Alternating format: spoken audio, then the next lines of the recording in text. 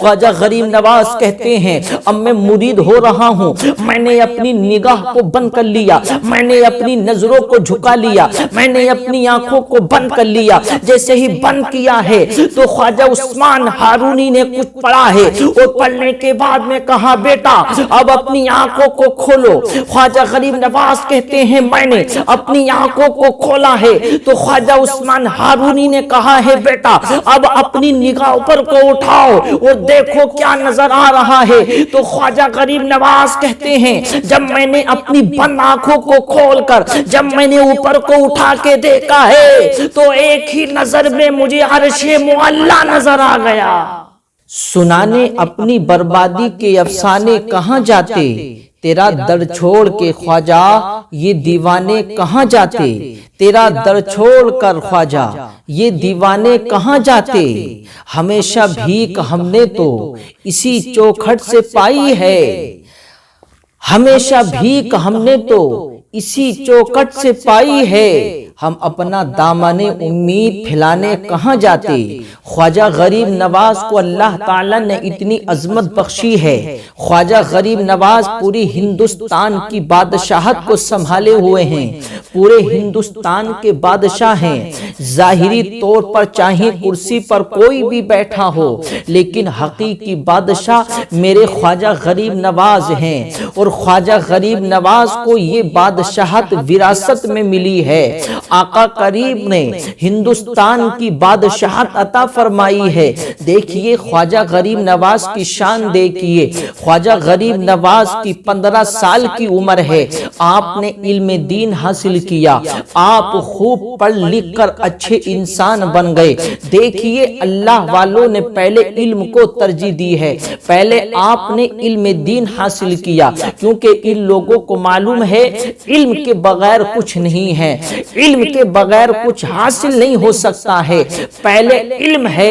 علم کے بعد سب کچھ ہے۔ آج کل تو دنیا کا معاملہ ایسا ہے لوگ علم کو ترجیح نہیں دے رہے ہیں، وہ تو یہ سوچ رہے ہیں کہ ہمارا باپ پیر ہے تو ہمیں تو پیر ہی بننا ہے، ہمیں پیر بننے سے کوئی بھی طاقت نہیں روک سکتی، اور علم رہا تو علم سیکھ کے کیا ہوگا، ارے ہم بغیر علم کے اتنا پیسہ کما لیں گے تو علم کے ذریعے سے ہم کیا کریں گے علم حاصل کر کے۔ نہیں، پہلے کہ اللہ والوں کی زندگی کو پڑھو، پہلے کہ اللہ والوں کی زندگی کو دیکھو۔ خواجہ غریب نواز چاہتے تو وہ یہ کہتے کہ ہمیں علم سیکھنے کی کیا ضرورت ہے، ارے ہم تو نواسے رسول ہیں، ہم تو سید ہیں، آل رسول ہیں، ہمیں علم کی کیا ضرورت ہے۔ لیکن نہیں، خواجہ غریب نواز نے پہلے علم دین حاصل کیا ہے، علم دین حاصل کرنے کے بعد میں آپ پڑھ لکھ کر کے ایک اچھے عالم دین بن گئے۔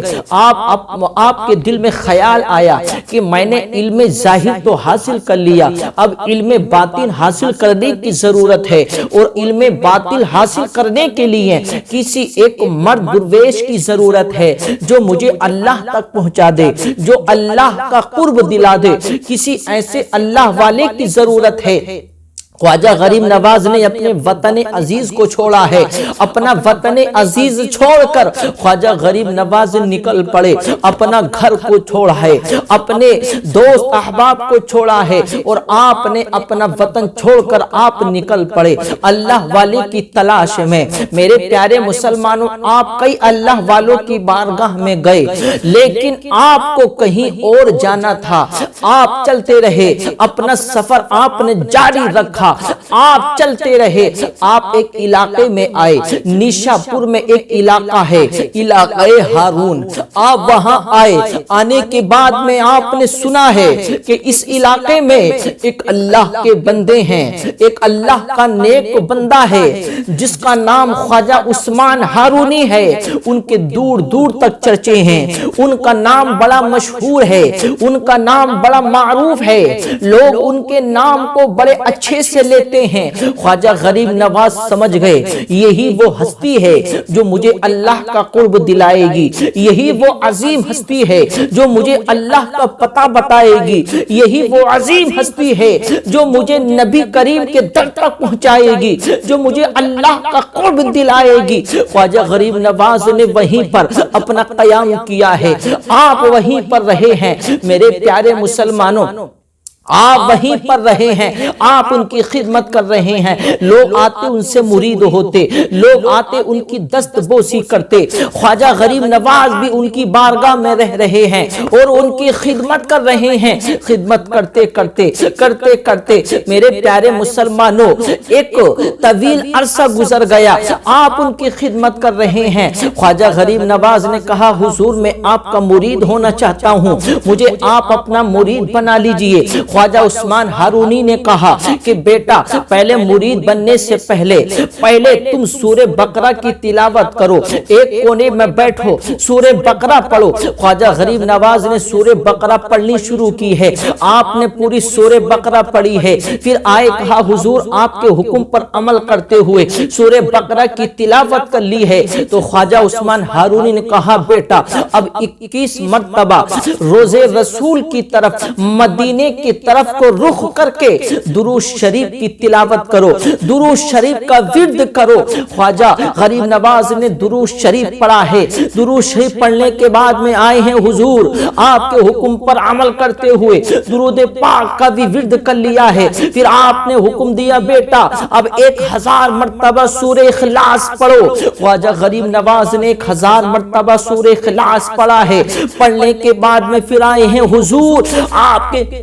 حکم پر عمل کرتے ہوئے میں نے 1000 مرتبہ سورہ اخلاص پڑھ لیا ہے۔ تو خواجہ عثمان ہارونی نے کہا بیٹا قریب آ جاؤ، آپ کو اپنے قریب بلایا اور بلانے کے بعد میں آپ نے ان کو اپنا مرید بنایا ہے اور بنانے کے بعد میں اپنا ہاتھ ان کے سر پر پھیرا ہے، پھیرنے کے بعد میں کہا بیٹا اپنی نگاہوں کو بند کر لو، اپنی نظروں کو جھکا لو، اپنی آنکھوں کو بند کر لو۔ خواجہ غریب نواز کہتے ہیں اب میں مرید ہو رہا ہوں، میں نے اپنی نگاہ کو بند کر لیا، میں نے اپنی نظروں کو جھکا لیا، میں نے اپنی آنکھوں کو بند کر لیا۔ جیسے ہی بند کیا ہے تو خواجہ عثمان ہارونی نے کچھ پڑھا ہے اور پڑھنے کے بعد میں کہا بیٹا اب اپنی آنکھوں کو کھولو۔ خواجہ غریب نواز کہتے ہیں میں نے اپنی آنکھوں کو کھولا ہے تو خواجہ عثمان ہارونی نے کہا ہے بیٹا اب اپنی نگاہ پر کو اٹھاؤ اور دیکھو کیا نظر آ رہا ہے۔ تو خواجہ غریب نواز کہتے ہیں جب میں نے اپنی بند آنکھوں کو کھول کر جب میں نے اوپر کو اٹھا کے دیکھا ہے تو ایک ہی نظر میں مجھے عرش معلی نظر آ گیا، عرش معلی نظر آ گیا۔ خواجہ عثمان ہارونی نے کہا بیٹا اب اپنی آنکھیں بند کر لو۔ خواجہ غریب نواز کہتے ہیں آنکھوں کو بند کر لیا، آنکھوں کو بند کرنے کے بعد میں پھر خواجہ عثمان ہارونی نے کہا بیٹا اب اپنی آنکھوں کو کھول لو اور نیچے کو دیکھو تو کیا نظر آتا ہے۔ خواجہ غریب نواز کہتے ہیں میں نے اپنی بند آنکھوں کو جب کھولا ہے اور جب نیچے کو دیکھا ہے تو زمین ہی نہیں بلکہ میں ایک ہی نظر میں تحت الثری کو دیکھ رہا تھا، یعنی اللہ نے مجھے اتنا اونچا مقام دے دیا اور خواجہ عثمان ہارونی نے مجھے اس مقام تک پہنچا دیا کہ میں نے اوپر کو نگاہ اٹھائی تو عرش معلی کو دیکھ لیا اور نگاہ نیچے کو جھکائی تو میں نے تحت الثری کو دیکھ لیا۔ تو خواجہ عثمان ہارونی نے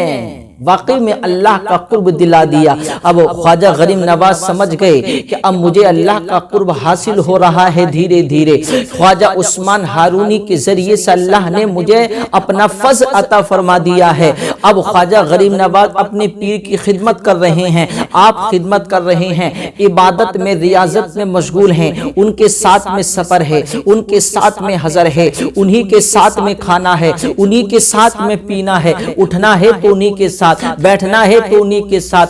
کے ساتھ میں آپ نے سفر کیے، آپ نے عبادتیں ریاضتیں کی ہیں۔ جب آپ سارے کاموں سے فارغ ہو گئے تو خواجہ عثمان ہارونی خواجہ غریب نواز کو لے کر مدینے شریف آئے ہیں۔ کعبہ شریف آئے ہیں میرے پیارے مسلمانوں، خواجہ عثمان ہارونی اور خواجہ غریب نواز مکے میں آئے ہیں اور آپ خانہ کعبے کا طواف کر رہے ہیں۔ کیا عظمت ہے یار خواجہ غریب نواز کی، کیا شان ہے خواجہ غریب نواز کی کہ پیر کامل ساتھ میں ہے اور آپ پیچھے پیچھے ہیں، آپ پیچھے پیچھے ہیں۔ خواجہ عثمان ہارونی آگے آگے طواف کر رہے ہیں، پیچھے پیچھے خواجہ غریب نواز طواف کر رہے ہیں، ان کے قدم سے قدم ملا کر کے چل رہے ہیں۔ کیا شان ہے خواجہ غریب نواز کی میرے پیارے مسلمانوں۔ خواجہ عثمان ہارونی ہے جب خانہ کعبے کا طواف کر چکے، جب وہاں سے فارغ ہوئے تو میزاب رحمت کے قریب آئے، میزاب رحمت کے نیچے کھڑے ہو کر اللہ سے دعا کرتے ہیں، مولا یہ میرا مرید ہے، میرا کام جہاں تک پہنچانے کا تھا میں نے وہاں تک پہنچا دیا ہے، اے رب قدیر اب آگے کی منزل عطا کرنا تیرا کام ہے۔ تو اللہ کی جانب سے آواز آتی ہے، اے عثمان ہارونی، غریب نواز ہمارا دوست ہے، ہم نے اسے اپنی بارگاہ میں قبول فرما لیا ہے اور ہم نے اسے عظمت بخش دی ہے۔ تو یہ شان ہے خواجہ غریب نواز کی میرے پیارے مسلمانوں۔ دیکھیے اللہ تعالیٰ نے خواجہ غریب نواز کو کتنی عظمت بخشی دی، اللہ تعالیٰ نے پھر کتنی عظمت بخشی ہے میرے پیارے مسلمانوں۔ آپ وہاں سے فارغ ہوئے، خواجہ عثمان ہارونی یعنی غریب نواز کے پیر کامل خواجہ عثمان ہارونی ہیں، آپ کے پیر کامل ہیں، آپ کو لے کر کے وہاں سے فارغ ہو کر روزے رسول پر آئے، نبی کے روزے کا دیدار کیا ہے، وہاں بیٹھ کر کہ آپ نے تھوڑی دیر ذکر و اذکار کیا ہے۔ خواجہ عثمان ہارونی نے کہا کہ بیٹا روزے رسول کا ادب کرو، احترام کرو اور یہاں تھوڑی دیر ذکر و اذکار کرو۔ تھوڑی دیر ذکر و اذکار کیا ہے اور خواجہ عثمان ہارونی نے کہا بیٹا ادب کے ساتھ میں کھڑے ہو کر سلام پیش کرو، یہ نبی کا روزہ ہے، یہ نبی کی بارگاہ ہے، محبت کے ساتھ میں سلام کرو۔ میرے پیارے مسلمانوں جیسے ہی خواجہ غریب نواز نے سلام کیا ہے، السلام علیکم ورحمت اللہ، تو نبی کے روزے سے آواز آتی ہے، وعلیکم السلام یا قطب المشائخ، اے معین ہم نے تمہیں قبول فرما لیا ہے اور جاؤ ہم نے تمہیں ہندوستان کی بادشاہت عطا فرما دی ہے۔ تو میرے پیارے مسلمانوں دیکھیے یہ شان ہے خواجہ غریب نواز کی۔